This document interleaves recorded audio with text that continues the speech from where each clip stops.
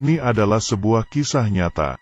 Di tahun 2006, 6 orang perampok, hanya menggunakan 4 pistol mainan, dengan mudahnya berhasil merampok dari Bank Rio de Janeiro. Uang sebesar 25 juta US dollar. Yang lebih mengagetkan lagi adalah, dalang dari perampokan terbesar di dunia ini, ialah penulis skenario dari film ini sendiri. Cara yang mereka gunakan untuk merampok bank, serta trik mereka untuk melarikan diri membuat orang terkagum-kagum.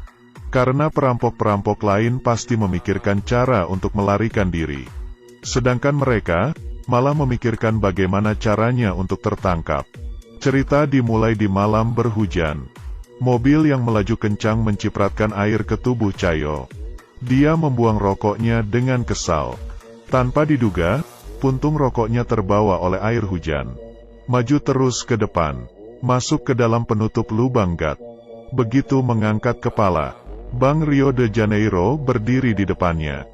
Dia mengikuti arah aliran air, terus sampai ke pinggiran kota.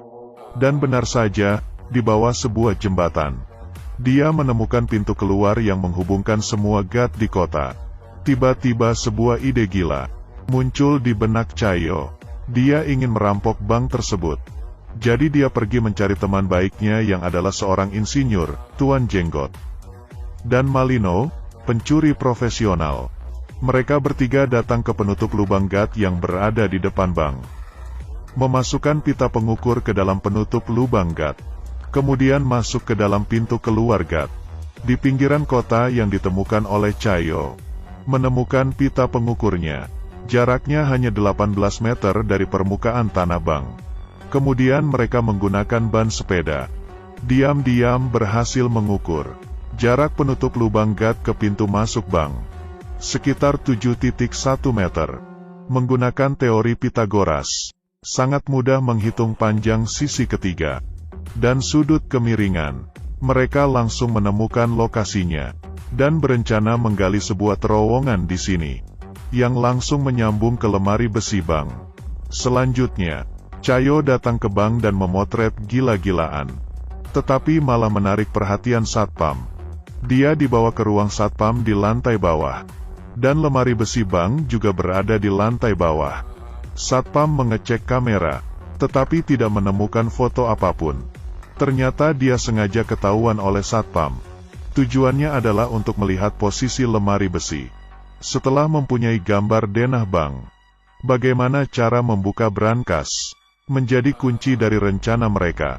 Setidaknya diperlukan 1 menit dengan pistol las untuk membuka 1 brankas. Jika mau membuka semua 400 brankas, butuh 7 jam. Sangat tidak mungkin. Malino langsung pergi ke cabang lain, menyewa sebuah brankas, kemudian mencatat model gemboknya N untuk diteliti. Terowongan sudah hampir selesai digali, tetapi mereka masih belum menemukan cara menghindari alarm keamanan. Aksi mereka menemui jalan buntu untuk sementara. Di hari ini, Cayo pergi menemui Malino lagi, karena dia menemukan sebuah ide cemerlang. Langsung merampok bank. Polisi 2 menit kemudian tiba di tempat kejadian. Menggali terowongan sembunyi-sembunyi. Alarm setiap menit bisa berbunyi. Tetapi jika sembari merampok bank, sembari menggali terowongan, polisi tidak akan berkutik. Karena sampai sekarang ini, polisi masih belum mengembangkan sistem anti perampokan yang bisa mencegah mereka secara bersamaan. Setelah persiapan yang matang, mereka menjalankan rencana perampokan dengan membagi tugas masing-masing. Tahap pertama, Malino dan Cayo, serta 2 orang lainnya, masuk ke bank secara normal. Langsung mengeluarkan pistol, berpura-pura merampok. Di saat yang sama mengunci semua pintu keluar bank. Setelah satpam lapor polisi, baru membiarkannya keluar. Menyuruh dia memberitahu polisi. Di dalam bank ada 20 orang sandera. Untuk mengontrol situasi sepenuhnya. Tahap kedua, memberitahu kawan yang menunggu di saluran gat untuk masuk ke terowongan. Tahap ketiga, merusakkan semua kamera. Mencegah bocornya identitas.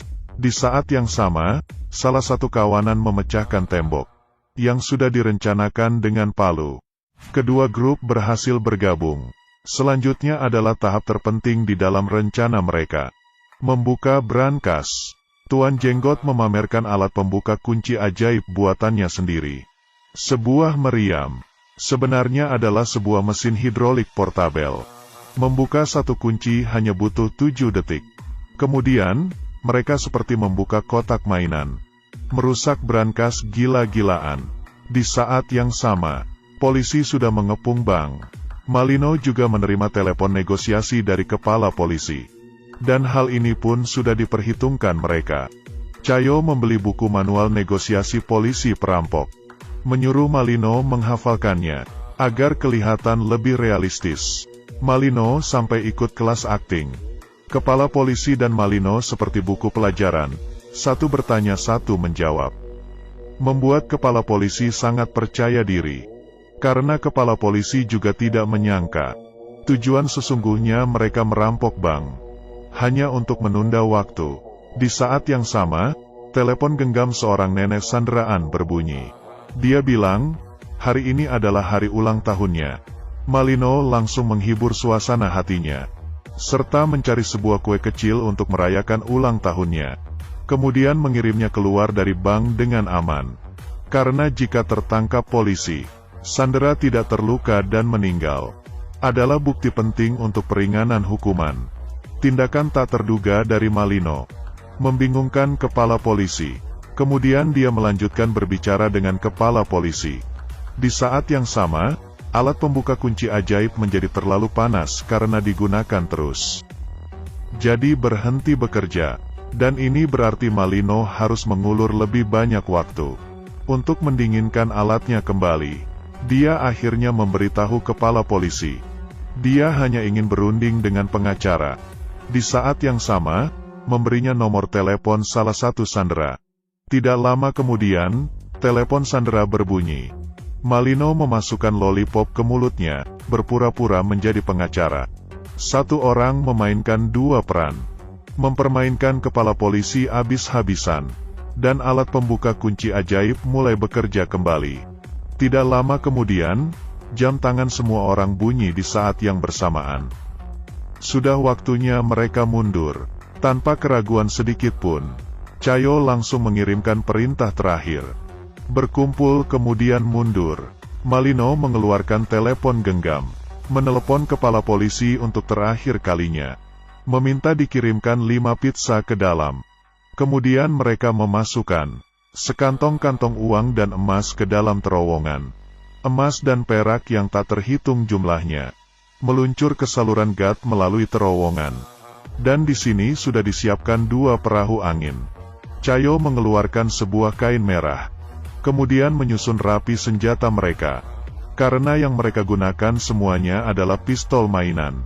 Dengan begini, biarpun tertangkap mereka tidak akan dihukum berat. Demi memberikan waktu lebih banyak untuk kabur, Malino mengepel lantai dengan hati-hati. Baru masuk ke terowongan, Cayo menggunakan tali untuk menarik laci menutupi lubang. Kemudian menyimpan kembali talinya. Di saat yang sama, pizza sampai. Kepala polisi menelepon Malino, tetapi tidak ada yang mengangkat telepon. Akhirnya, penutup lubang gas di bawah kakinya menarik perhatiannya. Kepala polisi yang telah mengerti semuanya, membawa masuk pasukan ke dalam. Saat ini, Cayo dan kawanannya sudah naik perahu angin.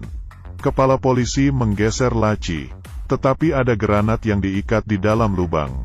Kemudian, rekan kerjanya melaporkan, semua senjata yang digunakan oleh perampoknya adalah mainan. Berarti granatnya pasti juga bohongan. Kepala polisi langsung masuk ke terowongan dan menyuruh orang menjaga pintu keluar saluran gas yang ditemukan oleh Cayo sebelumnya. Tetapi Cayo dan kawanannya mengambil jalan berlawanan. Mereka memilih dengan asal salah satu saluran gas di kota, yang bertanggung jawab menjemput mereka. Memarkirkan mobil di atas penutup lubang gas. Kemudian membuka lantai mobil. Mereka keluar satu persatu. Di saat yang sama, sirene polisi berbunyi. Hati ke-6 orang itu sangat ketakutan. Dengan makin mendekatnya suara sirene, sebuah mobil polisi lewat. Di sisi lain, Kepala polisi akhirnya tiba ke pintu keluar melalui terowongan, tetapi tidak menemukan apa-apa. Kemudian, 6 orang perampok melihat uang yang tidak akan habis sampai beberapa keturunan. Tidak bisa menahan diri bertepuk tangan. Setelah membagi hasil rampokan, mereka berpisah. Jika ceritanya berakhir sampai sini saja, maka ini tidak bisa dihitung sebagai kasus perampokan besar di dunia. Tidak lama kemudian, setelah menjadi kaya mendadak, salah seorang perampok membuang istrinya. Dalam kemarahan istrinya melaporkan suaminya ke polisi. Tidak lama kemudian, ke-6 perampok tertangkap. Tetapi karena senjata yang mereka gunakan adalah senjata mainan, dan juga tidak menyakiti sandera, polisi hanya bisa memberikan hukuman ringan. Sedangkan Cayo, dalang dari perampokan, hanya dihukum selama 1 tahun 7 bulan. Setelah keluar dari penjara, mereka kembali melewati hari sebagai orang kaya. Sedangkan jumlah spesifik yang dicuri dari Bank Rio de Janeiro, sampai sekarang masih menjadi misteri. Ternyata dari awal, tertangkap dan dipenjara adalah salah satu rencana mereka. Karena hanya dengan cara ini mereka baru bisa menjadi orang benar. Biarpun film ini memberikan penanganan pendramaan tentang kasus perampokan ini, tetapi detail dari kejadiannya sangat menyerupai aslinya. Karena dalang dari kasus perampokan ini ialah penulis skenario dari film